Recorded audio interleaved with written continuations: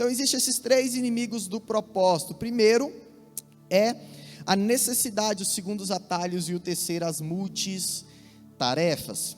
E ele finalizou falando sobre a nossa identidade como filhos de Deus, que antes de sermos doutor, pastor, missionário, líder, empresário, empreendedor, antes de sermos tudo isso, nós somos filhos de Deus. O que nos define não é o nosso DR antes do nosso nome, o nosso PR antes do nosso nome, seja lá qual for a sigla antes do nosso nome. O que nos define é que somos filhos de Deus. Amém?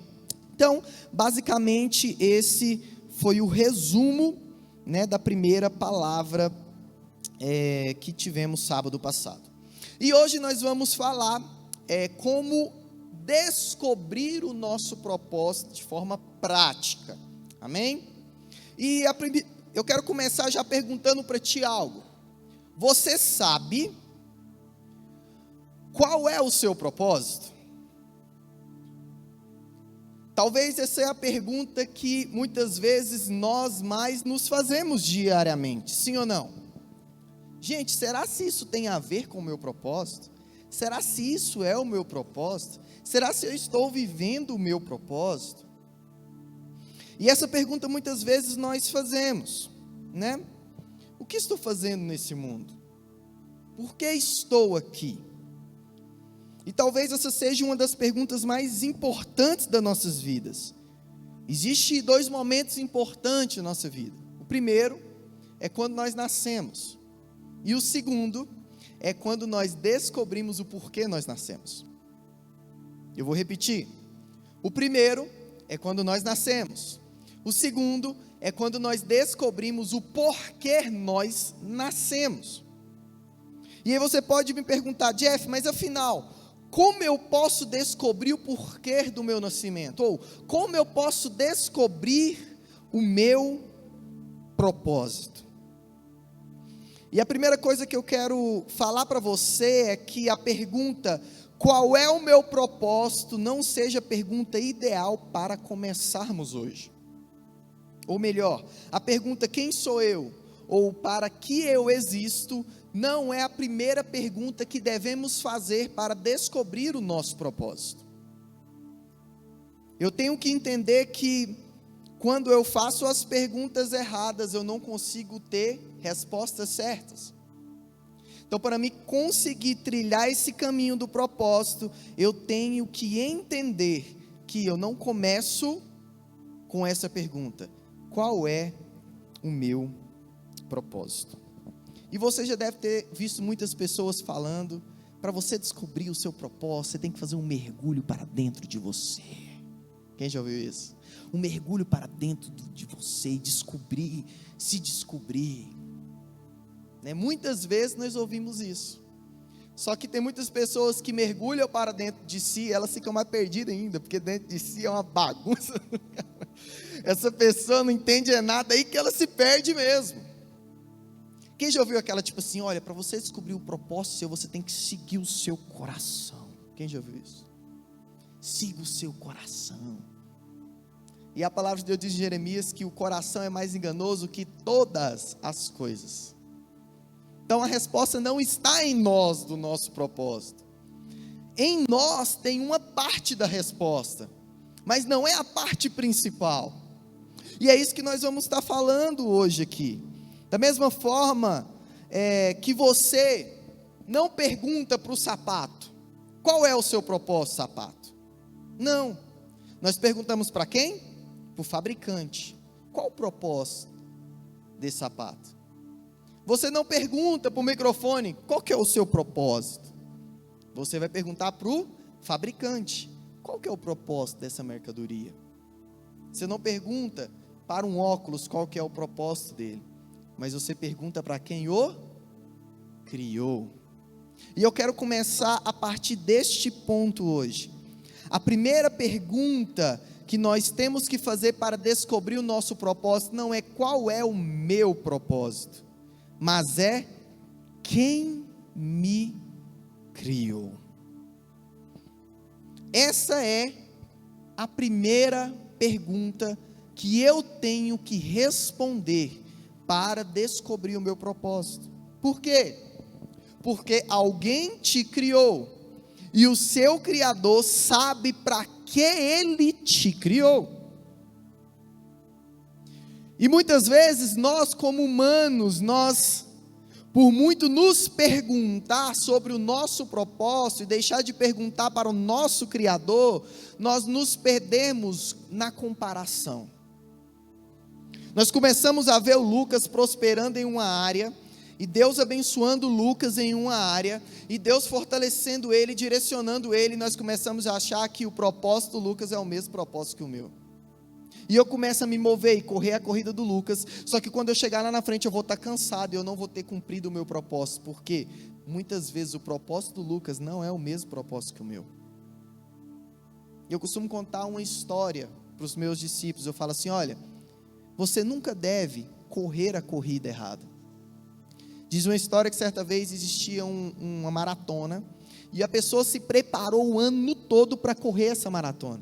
Chegou no dia, ela estava preparada, e ela começou a correr essa maratona, e ela estava ali no pelotão da frente, primeiro, segundo, terceiro lugar, e ela correndo essa maratona, e ela se esforçando nessa maratona, e tal, e lá na frente, quando de repente existia também outra corrida do lado, e essa pessoa começou a olhar outra corrida que estava acontecendo do lado também, ela começou a falar assim: cara, eu estou me esforçando nessa corrida aqui, mas aqui a corrida parece estar mais fácil para mim ganhar. E aí ele saiu do trajeto da corrida dele, foi correr a corrida do outro, e correu, e ele passou todo mundo e chegou em primeiro lugar.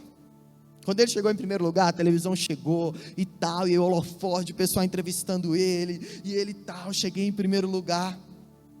Só que na hora de distribuir o prêmio, a pessoa que organizava aquela corrida olhou e falou assim: olha, meu irmão, você sim chegou em primeiro lugar na corrida, mas você não estava inscrito para correr essa corrida.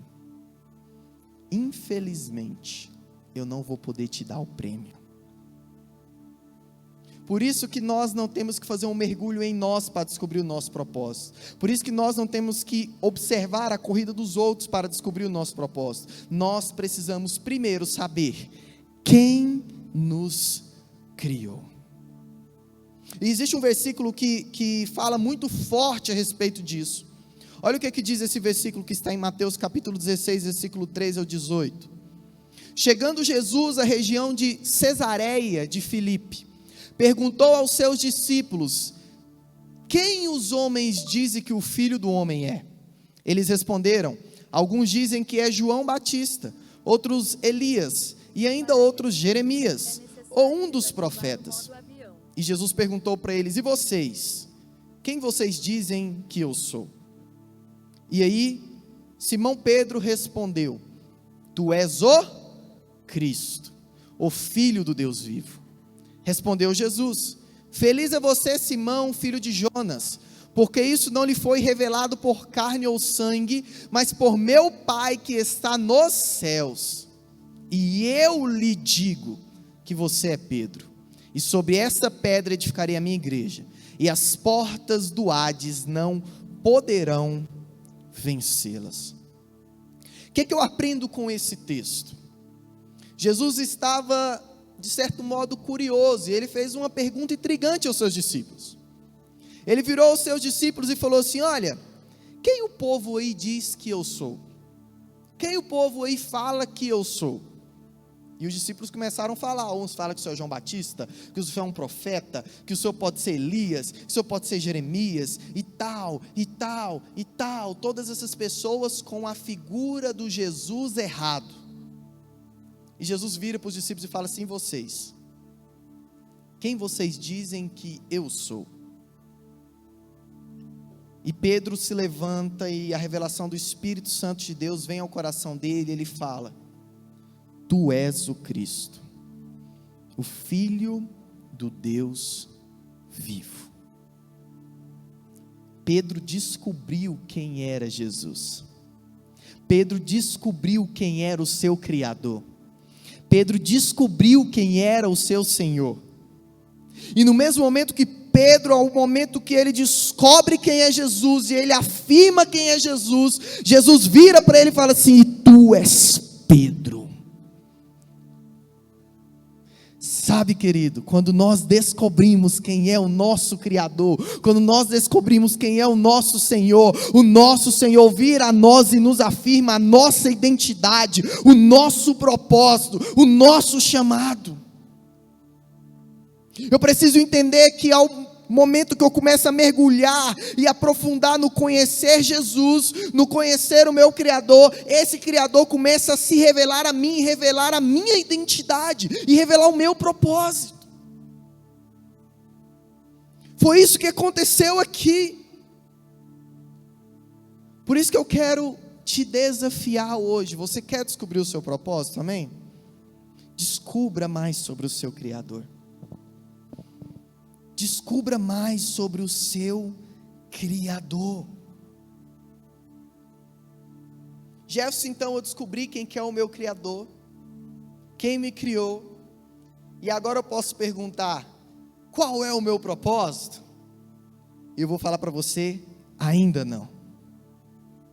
Porque depois que nós descobrimos quem nos criou, nós precisamos descobrir quem somos nós. Antes de eu descobrir e perguntar qual é o meu propósito, eu preciso perguntar: quem somos nós? Por que, Jefferson? Porque o seu propósito não vem servir a você. Te desiludi agora, né, irmão? Porque o seu propósito não veio para fazer você um cara legal, bem-sucedido. O seu propósito, na realidade, é para servir outras pessoas, é para servir o nós, é para fazer parte de um sistema a qual o Criador fez e você faz parte. O seu propósito fora do corpo não vale de nada. Por quê? Porque Deus não nos criou para que venhamos fazer obras para nós mesmos, mas sim para servir outras pessoas. Jesus viveu 3 anos aqui na terra cumprindo o seu ministério. Você não vai ver nenhum momento Jesus fazendo algo em benefício próprio. E eu preciso entender primeiro, antes, qual é o meu propósito. Quem somos nós? E eu quero abrir uma aspas aqui nessa palavra para dizer para ti que Deus, Ele não te criou para andar sozinho. Tudo faz parte de um coletivo. Eu citei isso ontem, quando eu estava ministrando, e eu vou citar novamente aqui. Quando Deus, Ele cria o mundo, Ele começa a observar as estrelas e o sol, e Ele fala que isso era bom.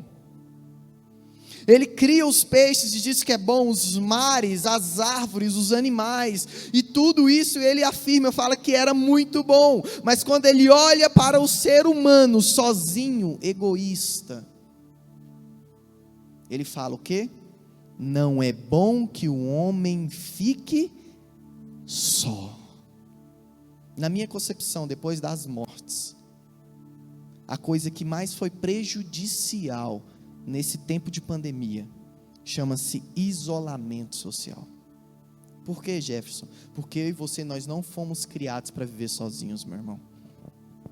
Eu e você, nós não fomos criados para andar sozinhos. Nós precisamos de afeto, nós precisamos de amizades, nós precisamos de pessoas para estar do nosso lado, nós precisamos de pessoas para nos impulsionar, nós precisamos de pessoas para nos corrigir, nós precisamos de pessoas para nos abraçar, nós precisamos de pessoas para compartilhar. Deus não te criou para andar sozinho, amém? Por isso que você vai virar para esse irmão do lado dele e falar assim: meu irmão, você pode até querer se livrar de mim, mas eu vou estar aqui sempre para te incomodar. Eu vou estar aqui, Mateus, para te incomodar. Você pode tentar se livrar, meu irmão. Por quê? Porque isso faz parte do nós. Se você está fazendo algo para o eu, isso não é o seu propósito. Porque o propósito de Deus para nossas vidas é fazer-nos ser bênção para o nós. E eu já quero adiantar algo para ti aqui. Nosso propósito é servir. Me explica melhor, Jefferson. Nós somos criados como Cristo. E como Cristo, nosso propósito é para servir outras pessoas. Se aquilo que eu vivo só serve a mim, isso não é o meu propósito.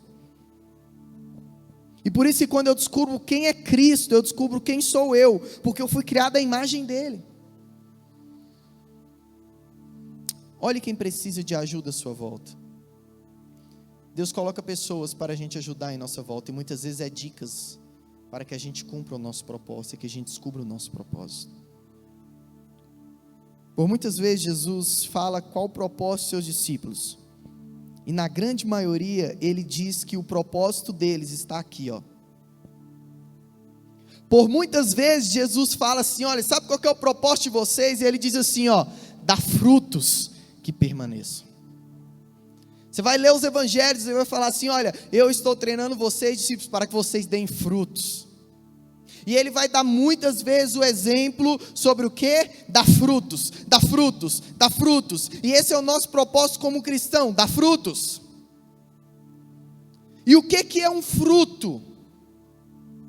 O que é uma árvore que dá fruto? Eu tenho que entender que uma árvore, ela não dá fruto para ela mesma. Que o propósito do frutificar da árvore é para abençoar outras pessoas. Você não vê a árvore colhendo o seu fruto e comendo.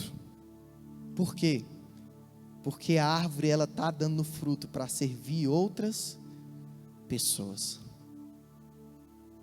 Sabe, querido, eu tenho que entender isso.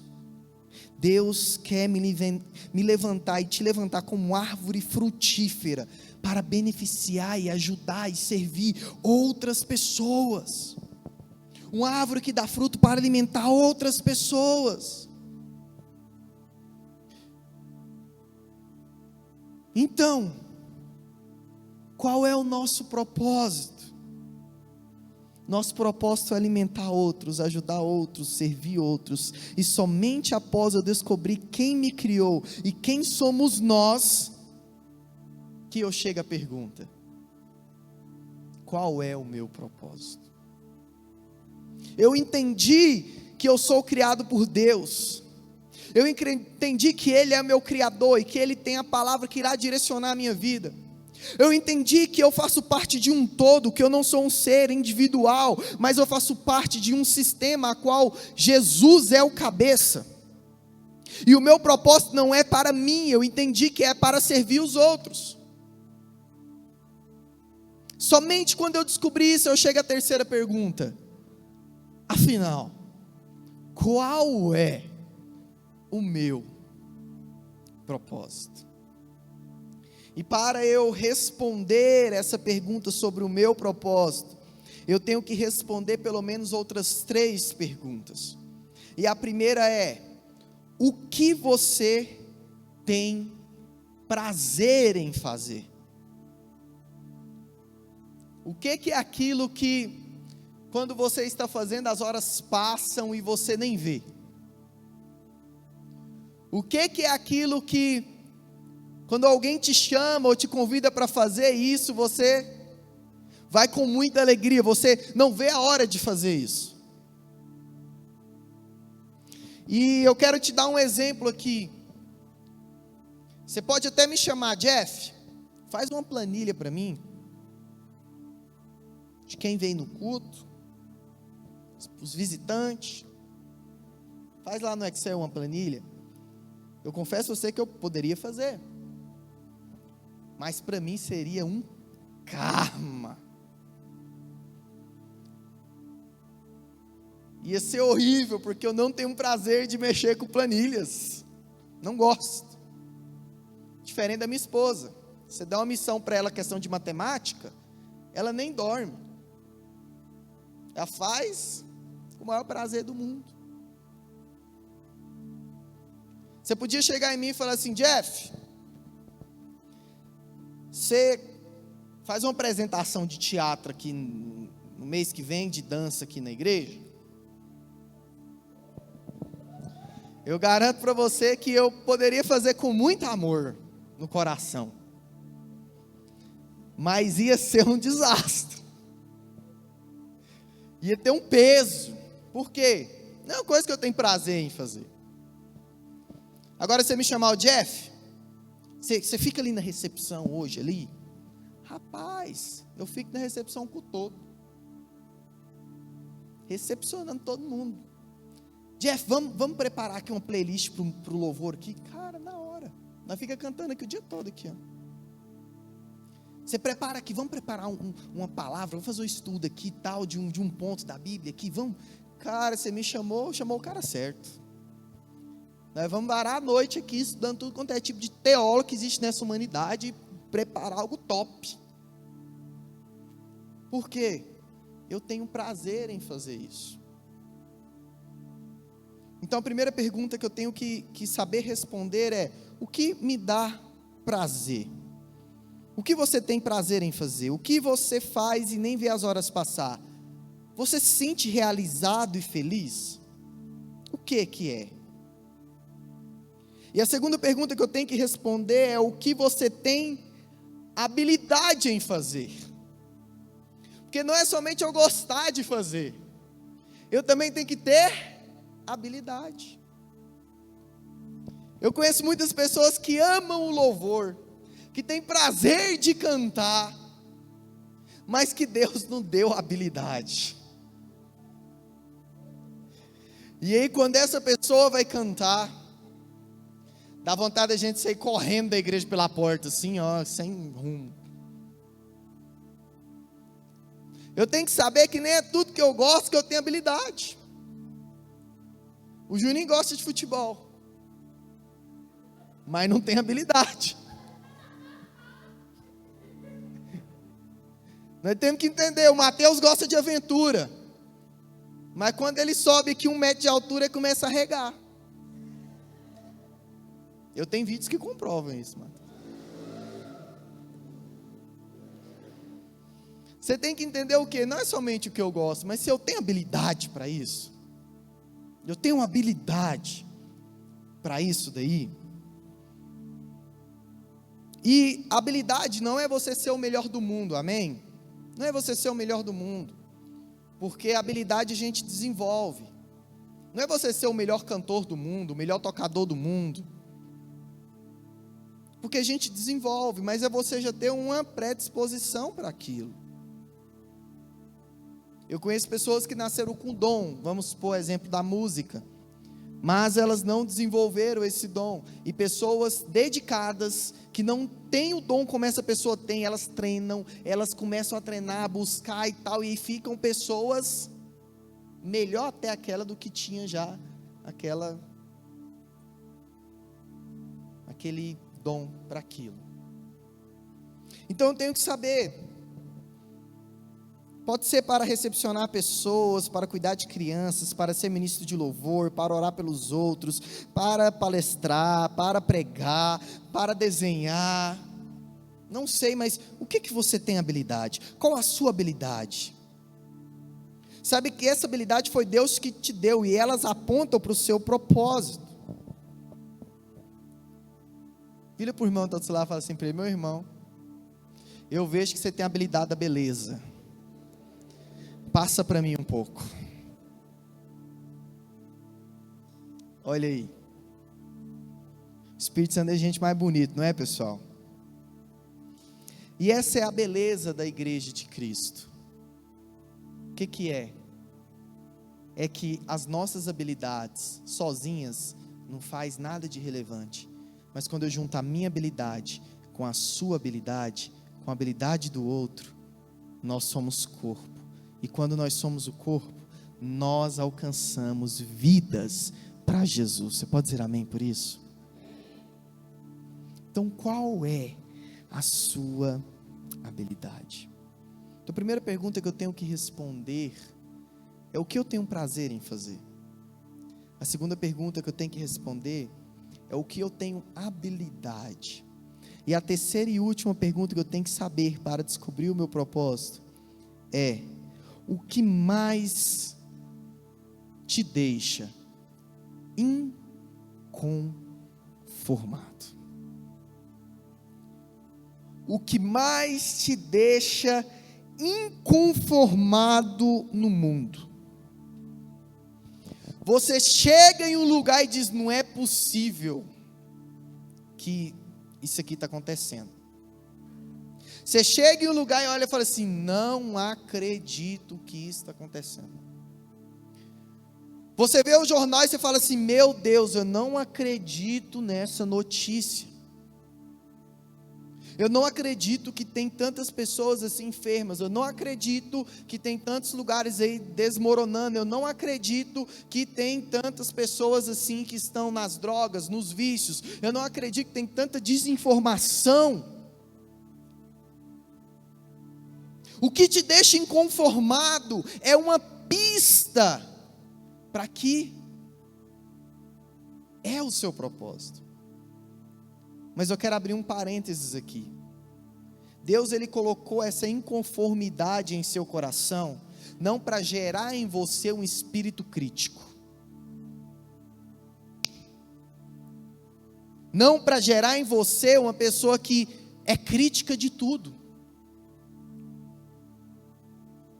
Não para que você comece a criticar e criticar e criticar e criticar. Não, se essa inconformidade está no seu coração, é porque Deus está te chamando para ir lá e resolver, meu irmão. Por isso que eu não curto muito pessoas críticas que não são ativas. Você pode ser crítico, mas seja ativo. Não gostei disso, beleza, o que nós podemos fazer para resolver? Ah, Jeff, você poderia fazer. Meu irmão, Deus inconformou, foi você, não fui eu não.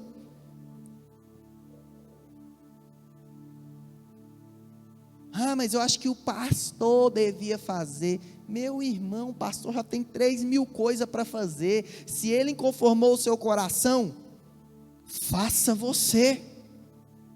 Por isso tem muita gente que nunca descobre o seu chamado no corpo, porque ela é boa para ver defeito no corpo, é boa para ver defeito na igreja, mas ela é péssima para se posicionar para resolver o problema. E o nosso nome é inconformado, mas não é inconformado eu ficar no meu cantinho inconformado com tudo, chateadinho. Ai Deus, podia ser tão diferente, olha lá, ó. Fulano, o Lucas podia fazer isso não, Israel não podia ter cantado essa música não, olha isso aqui, esse galão, que trem feio. A pessoa que começa a se inconformar com tudo, mas não resolve nada. Adianta alguma coisa? Não adianta, meu irmão. Pessoas que fazem diferença no mundo são pessoas que veem um problema e se dispõem a resolver o problema. Ver o problema é fácil, resolver que é a questão. Pessoas que veem o problema no mundo tão cheia de pessoas. E as pessoas bilionárias são aqueles que se posicionaram e resolveram o problema. Todo mundo sabia que tinha um problema o quê? A pessoa lá do outro lado do mundo, era dificuldade de falar, você põe uma moedinha lá no orelhão e o trem caía e tal, e ligar era ruim, e depois veio o cartão. Tinha que sair de casa para conversar com alguém, moço. Você ia lá no orelhão, vocês não é dessa época não, mas eu vou falar para vocês. Ia no orelhão, você punha o cartãozinho lá no orelhão, na rua, você começava a falar, tinha 30 unidades, aí começava a fazer uma fila atrás do seu povo, tudo com a cara, tipo assim, nossa, a pessoa conversa demais.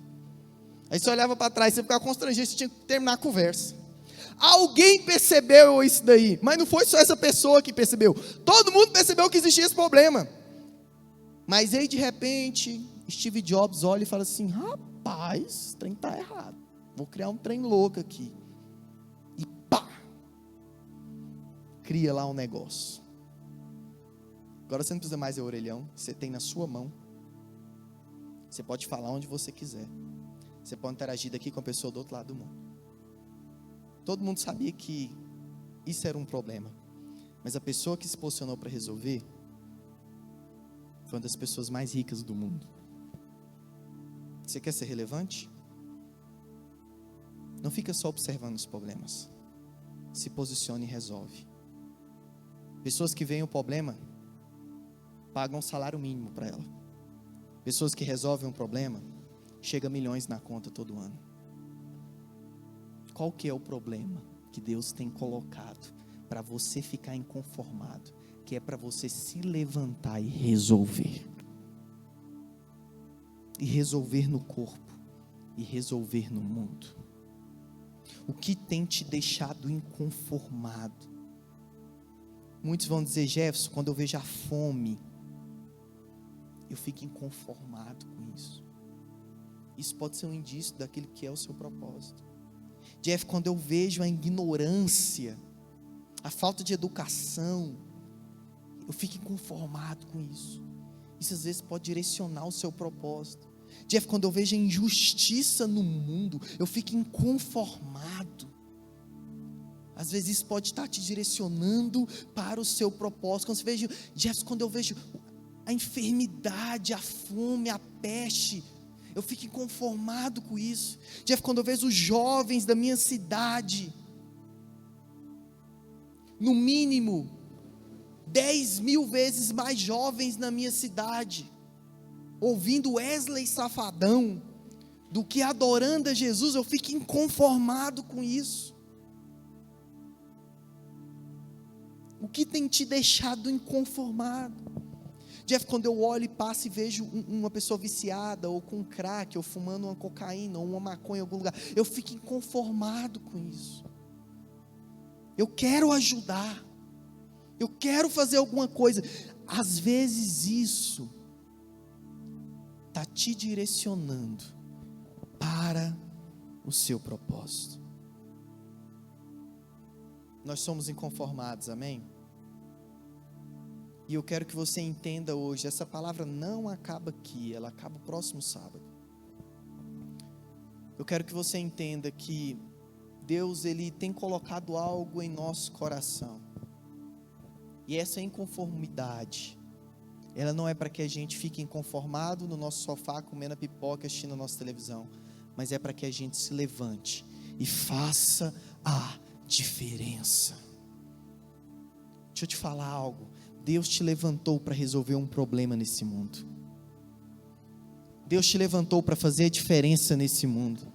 Deus te levantou para resolver um problema na sua família, no seu bairro, no seu trabalho, na sua casa. Deus, Ele te levantou. O que você precisa fazer é somente tomar posse desse direcionamento de Deus para a sua vida e fazer aquilo que Ele está pedindo para você.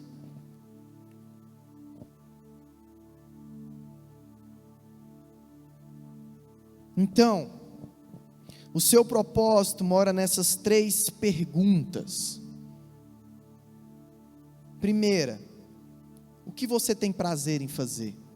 Segunda, o que você tem habilidade em fazer? Terceiro, o que te deixa inconformado? E eu quero concluir essa noite, e já convidar o pessoal do louvor aqui à frente, para falar que só vamos descobrir o nosso propósito quando sairmos da cadeira do crítico, que só aponta os defeitos, e vamos para a cadeira daqueles inconformados, que resolve os problemas. Ninguém descobre o seu propósito deitado no sofá, na cama, sentado, sem agir. Ninguém descobre o seu propósito parado. C.S. Lewis diz num dos seus livros, Cristianismo Puro e Simples, que o ir faz o caminho. O que isso quer dizer, Jefferson? Quando você se dispõe a ir, o seu propósito é construído. Não é algo parado, estático, mas é algo que está em movimento. E nós vamos falar mais isso próximo sábado. O que é realmente o propósito? O propósito não é um alvo a ser alcançado, mas o propósito é toda a montanha que você percorreu durante a vida. Tudo que você passa hoje faz parte do seu propósito. Eu só preciso entender que se o que eu estou construindo está debaixo da vontade de Deus ou não. E eu quero resumir tudo falando isso no último slide. Quando eu descubro o meu propósito, primeiro, quando eu descubro quem me criou. Segundo, quando eu descubro quem somos nós. E terceiro, quando eu descubro o que tenho prazer e habilidade em fazer, e o que me deixa inconformado. Eu quero te fazer um desafio hoje como juventude. Essa é uma palavra bem teórica, mas eu acredito que você anotou alguma coisa aqui. Que algo falou contigo e às vezes fez sentido ao seu coração. Às vezes você é aquela pessoa que está buscando tanto em você e você esqueceu de buscar no seu Criador. Às vezes você é aquela pessoa que muitas vezes está pensando tanto em você que você esqueceu do nós. Em Tiago fala que muitas vezes nós pedimos e não recebemos porque nós pedimos de forma egoísta. Eu quero te ensinar algo aqui hoje, um princípio. Tudo aquilo que Deus colocou no seu coração, que tem um intuito de servir pessoas, é propósito de Deus para a sua vida. O diabo não quer que você ajude ninguém, meu irmão. Se Deus tem te movido para você ajudar alguém, é realmente Deus que está fazendo. Porque nós somos humanos, e os humanos, eles são egoístas por essência. Sabe, e muitas vezes nós ajudamos alguém e essa pessoa não agradeceu, e a gente fala assim: olha, nunca mais irei fazer nada por ninguém, porque as pessoas nunca agradecem. Meu irmão, você não faz para receber recompensa humana, você faz porque você entendeu o seu propósito. As pessoas vindo ou não te agradecer, você vai fazer do mesmo jeito. Jesus sabia que daqueles 10 leprosos iria voltar só um para agradecer. Sabia ou não sabia? Ele deixou de curar os outros 9, ele curou todos. Jesus sabia que Judas iria o trair, sabia ou não sabia? Ele deixou de lavar os pés de Judas? Não, ele lavou os pés de todos. Sabe por que muitas vezes estamos perdidos no nosso caminho? Que nós selecionamos demais quem que a gente vai ajudar. Nós selecionamos demais quem são as pessoas que a gente vai se mover para ajudar. Nós somos criteriosos demais. Deixa eu te ensinar uma coisa. Deus te chama para cumprir a lei dos 2 segundos hoje. Vê a necessidade, respira, conta até 2, 1, 2. Deus, o que o Senhor quer que eu faça aqui? E você faz. Deus está chamando a juventude ativa para esse tempo. Jesus, mas nós somos só umas 40 pessoas, não tem problema. Deus mudou a história do mundo a partir do seu Filho Jesus, que tinha somente 12 discípulos. Jesus, mas eu não vou mudar o mundo, olha como o mundo está aí. Você não pode às vezes mudar o mundo todo, mas você pode mudar o mundo das pessoas que estão ao seu redor. Você pode mudar o mundo das pessoas com o qual faz parte o seu ciclo social. Não se prenda naquilo que é grandioso demais. Começa a fazer nos poucos. Começa a servir no pouco. Começa a tirar as suas sandálias.